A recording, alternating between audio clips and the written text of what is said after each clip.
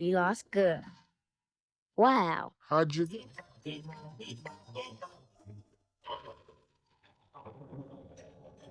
big mess with me. Something of such birth. I've just spent the last few hours watching the Charlie Kirk memorial service. And this is where it seems that this story is ending. And I want to talk about how these stories get to this point, how the last week has been made, and how meaning of all of this has happened the way it has. It's something I've been searching for ways to talk about for 26 years. And I think it's important to do that. We really need to start at the beginning. Really the beginning. Picture a newborn experiencing the world, not the sanitized Pampers commercial version, but the real chaos, the actual chaos of it. Every nerve that fires, every sensation being overwhelmed. There's no categories here to sort anything into. The nipple in the baby's mouth isn't food or mother or comfort or nipple. It's just another event among countless events, a stimulation among countless stimulations. As this happens, something else happens. These stimulations are repeating. It's not identical. Nothing ever repeats exactly identically, but similar enough that traces begin to overlap. Warmth, pressure, taste, satisfaction, constellation happens again and again. These traces, they don't just stack neatly. They're not papers perfectly filed in a cabinet. These things bleed into each other, creating something just not there before. A pattern. That pattern begins to sort of recognize itself. This is how you happened, not some essential you that was always there waiting to be discovered, but this crystallization of overlapping stimulants, traces, like Polaroid developing, right? It's a pure chaos for you kids who don't know. It's something that gradually coheres into something, and you look back as it was doing that, and you say, oh, that was me. This trick, it's a hell of a trick too, is that once this pattern stabilizes enough, it doesn't ever need to be complete. It performs what Deleuze and Guattari call a miraculous turning around. All those random events I was talking about that created you, suddenly you're convinced you created them. Every choice, every preference, every reaction. Surely that's you doing those things, not some set of traces responding to stimulations at large scales, based on previous patterns. You're not alone in this process. The patterns that become you have to interface with other patterns, other people going through this same crystallization.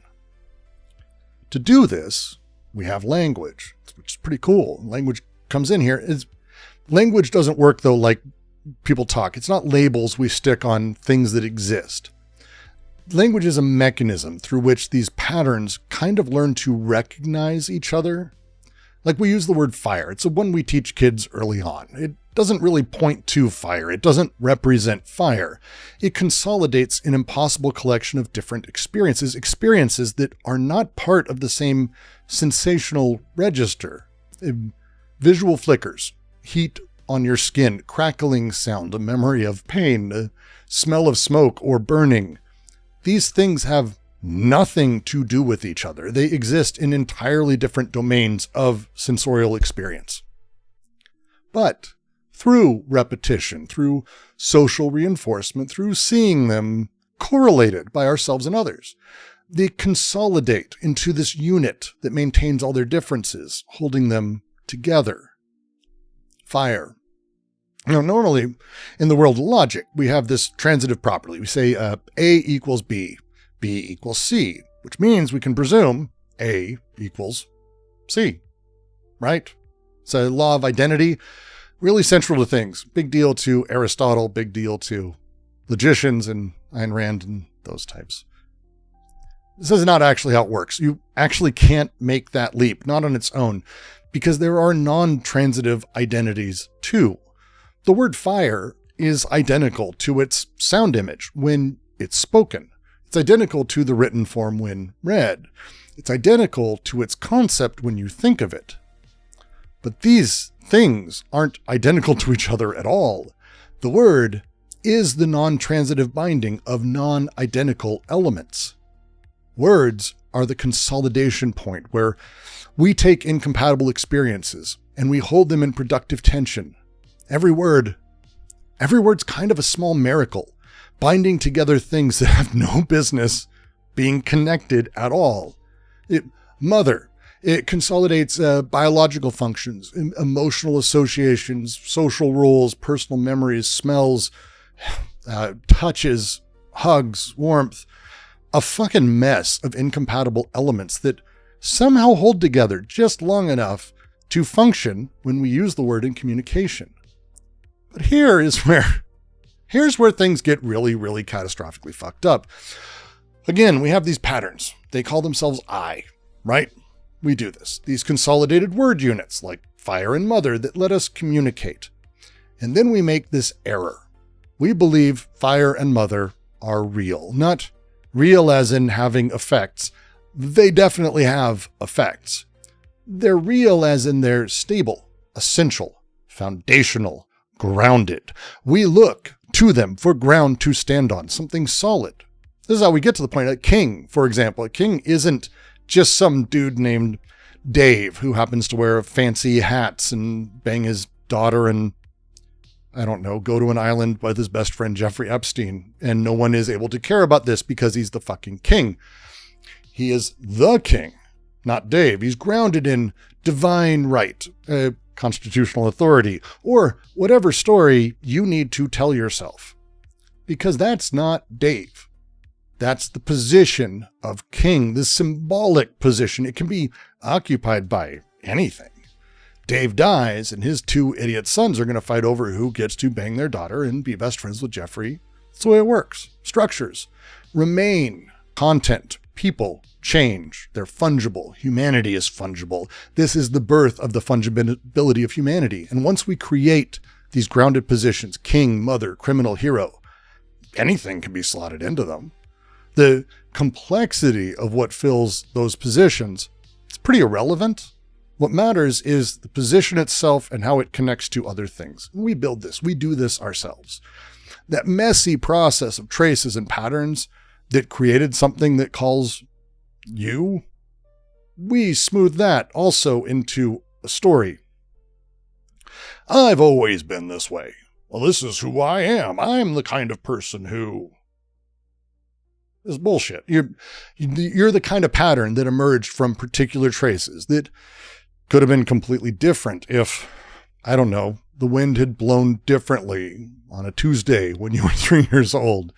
This is not some stupid butterfly flapping wings wine mom bullshit. This is how metastable objects and things work. This is science. This is how these things function.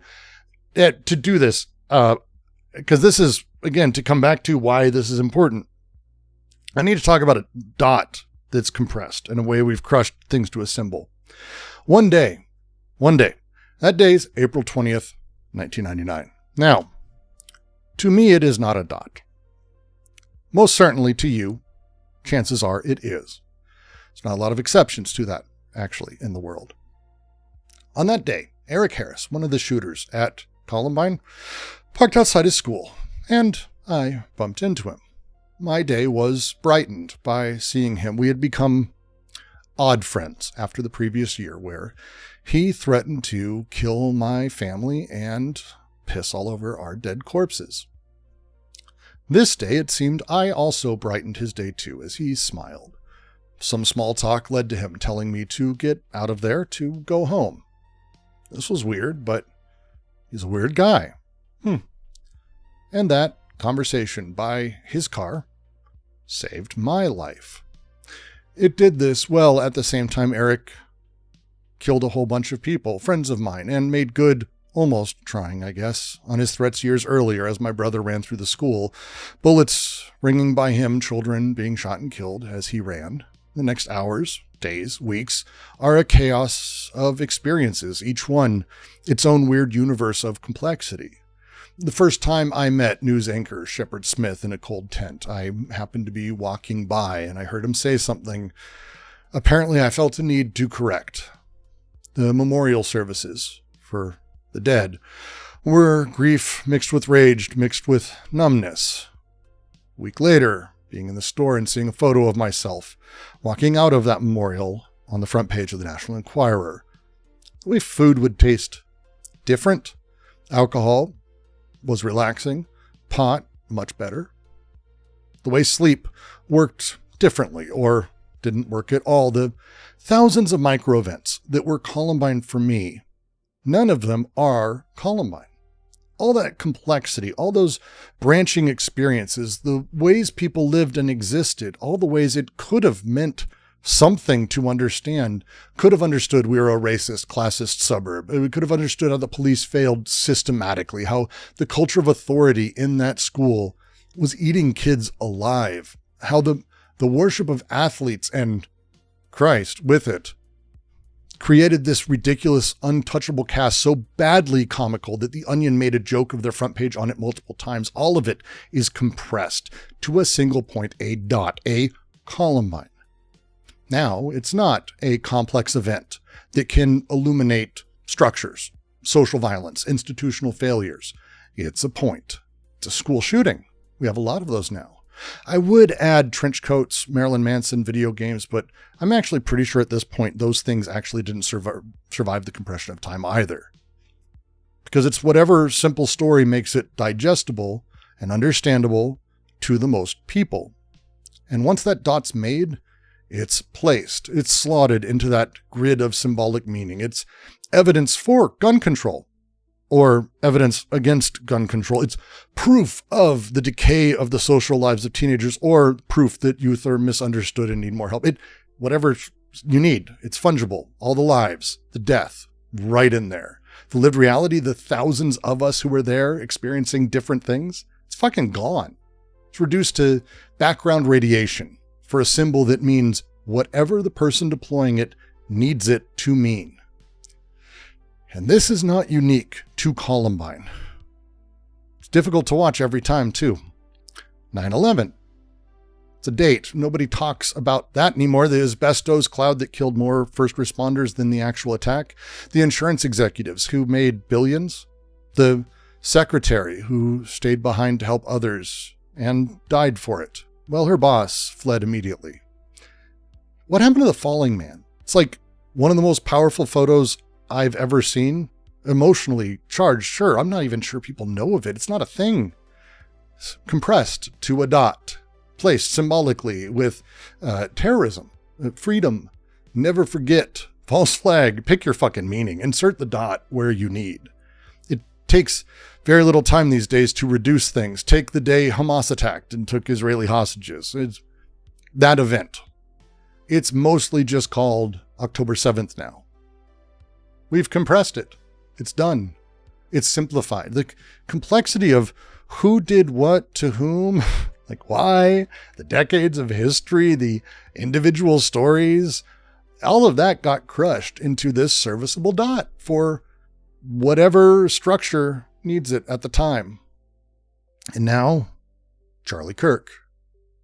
And look, I thought his politics were abhorrent. I think he was actively harmful and generally really poorly considered politically.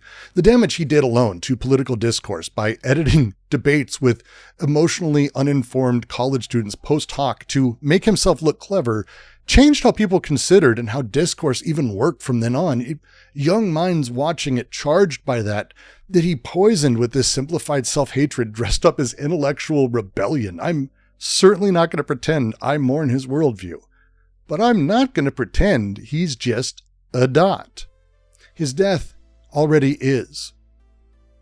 For some, he's martyr dot, proof of lefty violence, evidence of societal breakdown, a hero who died for his God and truth. As I'm finishing this piece, Trump at the memorial started saying that the entire left, enemies he hates, the entire democratic infrastructure is a dot also.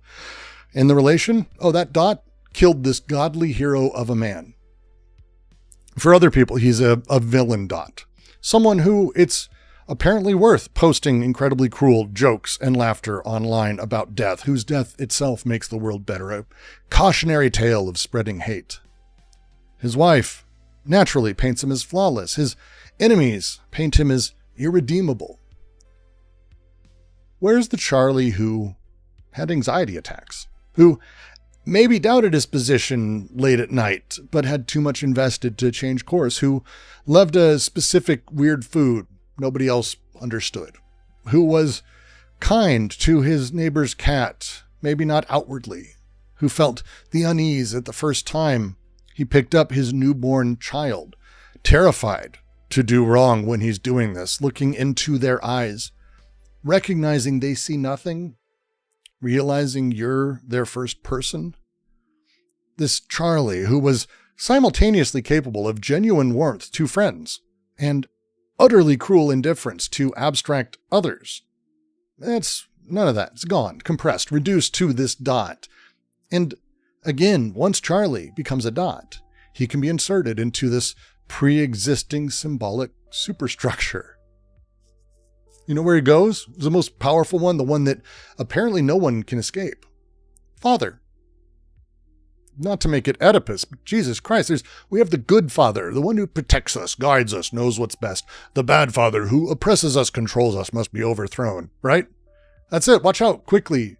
Charlie Kirk morphs from this complex person into those positions.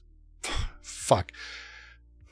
Probably for most people, he already wasn't a complex person, thanks to how we tend to handle parasocial relationships and how most of us are generally dealing with this symbolic structure without knowing it. For his supporters, he becomes the good father, taken from us, the one who was leading us to salvation. For his detractors, he's the abusive bad father, the one in charge finally stopped, the authoritarian threat neutralized. As if that's fucking what happened. Trump and Moore are already letting us know he might have been a good father president, guiding us, leading the way. But again, fathers, the symbol, aren't dots. I'm a father. I'm simultaneously, as a dad, trying my best and fucking up constantly. I'm the guy who reads bedtime stories, warmly hugging my kids, and also the guy who lost his cool when kid knocked over a fragile statue that was my fault for putting it in a dumb place where I shouldn't have, sitting where I didn't realize you could reach it. I am protective. I am neglectful. I am clueless and present, and I'm everything. Often in the same hour, maybe in the same few minutes. But the father dot doesn't allow this complexity. It requires clean categories because that's how symbolic structures work. The king can't exist in a vacuum. The king can be replaced because the king is a position of relationships to everyone, not a person. The father is judged because the father is a symbol, a role, not a person. These symbols do so much fucking damage, and it's because they do this by building what seems like foundation, base, a ground. And this attraction thing, the base, is its strongest, but also its weakest point, because there's no fucking ground. There never was in any capacity. Every foundation requires another foundation. Every ground needs something to stand on. Think of how you look up a word in the dictionary. You look it up to find how other words define it, which you then look up those words. And those words, there's no bottom. You, me, we ourselves are not stable, grounded things. We are metastable, ungrounded weather systems that maintain coherent patterns through constant change, not fixed structures. A tornado is never confused about whether it exists just because it's made of air. The people who see the tornado, they don't get philosophical wondering if there's a true center there. Nope, they run. They run because they know it is effective and what it does. It does not fucking need ground. It needs conditions. Well, Charlie Kirk was weather. Not a simplified storm system that detractors or supporters may see. The righteous crusader, all that shit. It's not the simplified disaster that detractors see, the toxic pollutants poisoning discourse. He's more complex. He was more complex, vastly than this, than either narrative allows. Think of the conditions that had to align to create a Charlie Kirk. A child born in Arlington Heights, Illinois. That's actually pretty specific weather. Particular anxieties of suburban Chicago are actually pretty unique. If you don't know, Chicago's really fascinating. The racial dynamics of the place and the time, and prior to that, for the parents, the economic pressures his family felt or didn't feel. All of these traces accumulate. A teacher maybe encouraged or mocked him once. A girl maybe went after him, or he liked a girl. That's why he went to Bible class. Who knows? Maybe a father only showed approval for certain kinds of strength. The YouTube algorithm, here's one you know, in 2012, served him particular videos. He got a dopamine hit, his first viral post, right? Oh God, what a good feeling. The moment someone with money noticed him and thought, yeah, I can use this. The slow process of crystallization of a pattern that found that it could sustain itself through provocation, that learned to feed on outrage like storm systems feed on temperature differentials. I'm not saying this to excuse harm he caused. Weather systems also cause real fucking damage. Ask anyone who's lived through a hurricane. But they don't call hurricanes evil. They are patterns. They emerge from specific conditions and realities. Change the conditions. You change the patterns that conform. That Charlie, 3 a.m., where the head of his felt hollow, surely he had times where he prayed to God, God, give me a sign. Am I doing the right thing? Maybe he had an unknown friend that he would have comfort food from high school. Maybe he experienced real fear about things he had internally that his audience would mock and that might destroy everything he had built. His foundation, his grounding. Moments where he wondered if he actually believed the shit he had said that day, or if he just found himself realizing he needed to believe it to maintain this life and this pattern he had become. This is a universal thing. Everyone does this. And that's what it means to be weather. You are not solid or grounded all the way through. You are a pattern maintaining itself through a constant repetition. And that repetition and that process, it's not grounded in morality. Charlie Kirk was weather. So was Eric Harris, Dylan Klebold. Kids they killed. So am I. So are you. So is Charlie Shooter. So is Trump. So is Biden. Eric didn't tell me to go home that morning because he was a monster or because he was a saint, a misunderstood angel. He did it because that weather pattern that was Eric included traces of our interactions, good and bad. And in that moment, some traces prevented him from letting me walk into the school or finishing me there for one reason or another. Another day, different atmospheric pressures. Maybe if someone had cut him off as he was pulling into the parking lot, maybe he doesn't tell me to go home. Maybe I'm dead at 18. For years following Columbine, I used to say that you can call for banning guns. You can call for a better police presence that might stop a shooter, guns for every teacher. That doesn't fix anything. The kid who's doing that, the system that's creating that, is already lost. We've already failed. The kid who might shoot up a school tomorrow is not fundamentally different from the kid who won't. They're experiencing different conditions made by different conditions, accumulating different traces, crystallizing into different patterns. If we can see and spend time with conditions instead of just labeling the result, making them a dot, maybe we can change the fucking weather. And I know in this climate, I'm asking you to do something that is basically impossible. It's something I've fought with and dealt with, tried to find words for 26 years of my fucking life. I need you to hold Charlie Kirk's full humanity in your mind without excusing the harms he caused. He was a weather pattern, and he devastated a lot of ground. His rhetoric made the world more cruel. It made vulnerable people less safe. Maybe even got many people hurt. He made complex realities seem simple in the worst fucking ways. The traces he left in thousands of young minds will take decades to undo if we can. And he was someone's son who probably made his mom laugh sometimes, gave solace to people who followed him, who felt alienated. He gave purpose to passions that were malformed and repressed inside of a country that we all feel that in. He was a collection of anxieties and hopes that crystallized in a really fucking toxic way, but could have crystallized differently. He was certainly scared of things. He certainly wanted things. He was disappointed by things.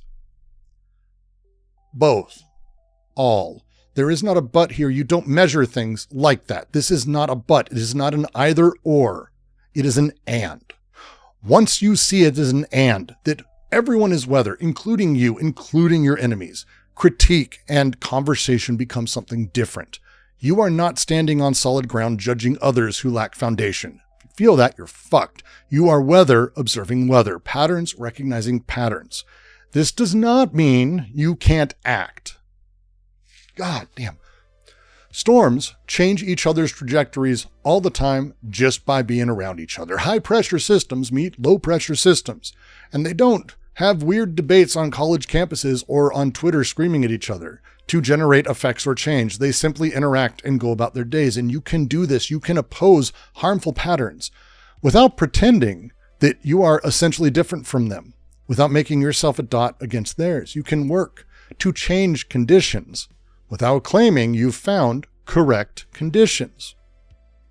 You can fight against what Charlie Kirk said and represented without needing him to be a dot, a monster, an evil villain, because what he represented was never essentially him anyway. It was a pattern that found him to express itself through. Think about it like this.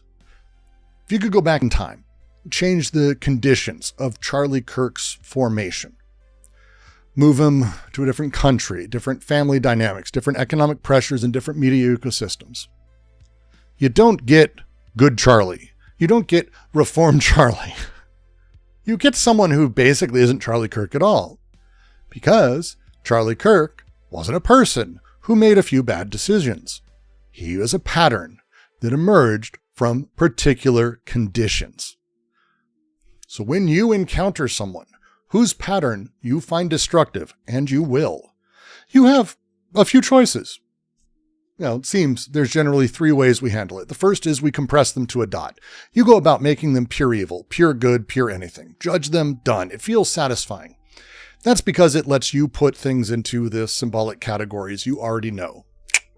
Placing them, relationships. You create nothing new. Good job. You've done nothing to change anything. You can mirror their pattern, become a negative image of what you oppose.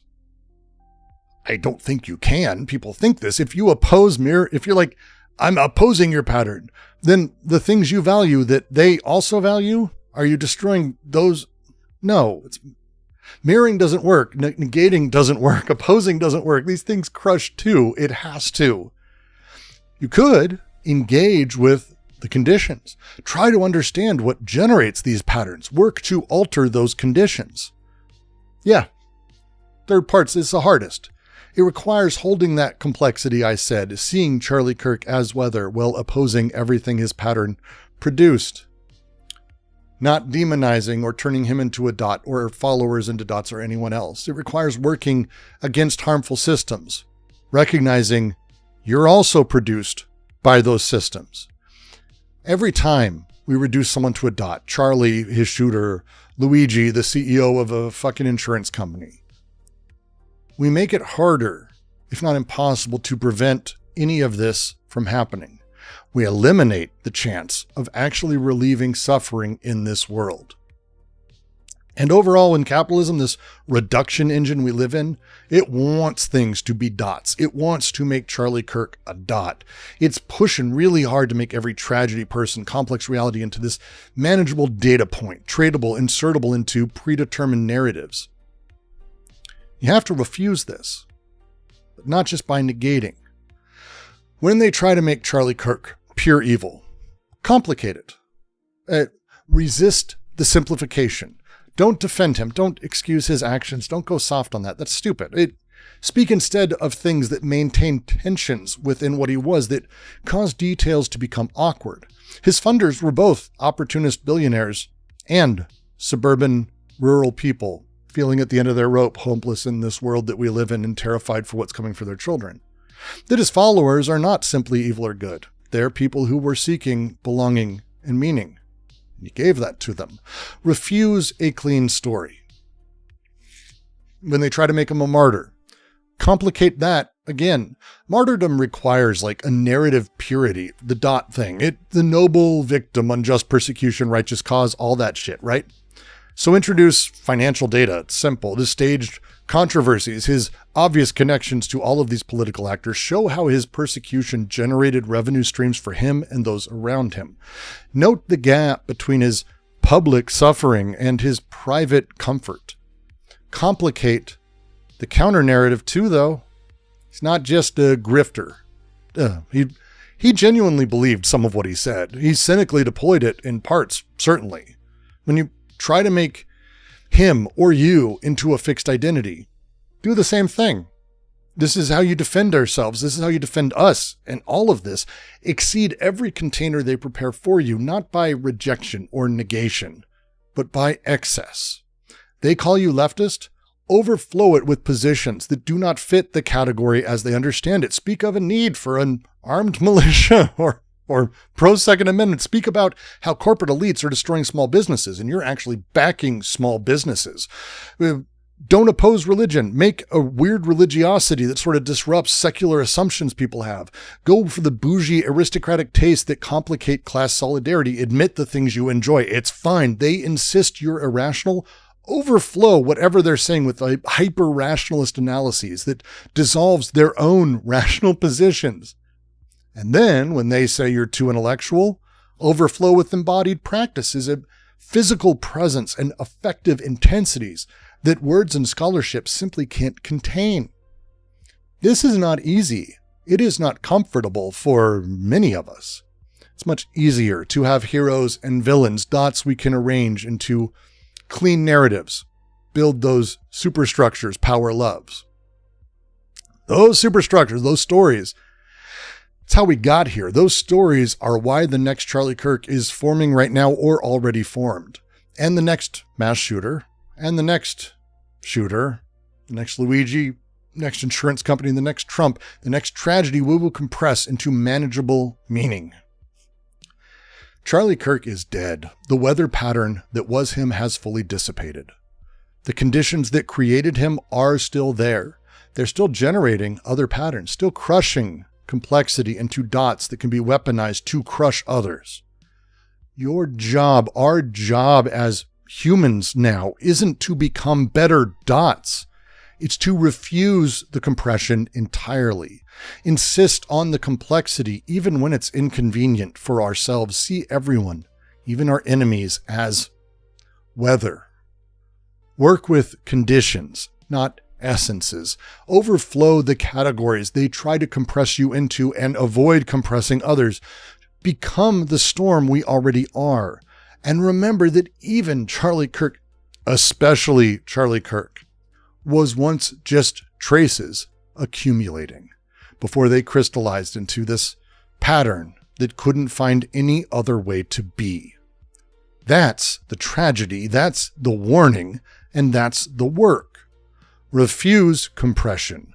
Refuse to compress others. Become weather that generates better conditions for weather yet to come.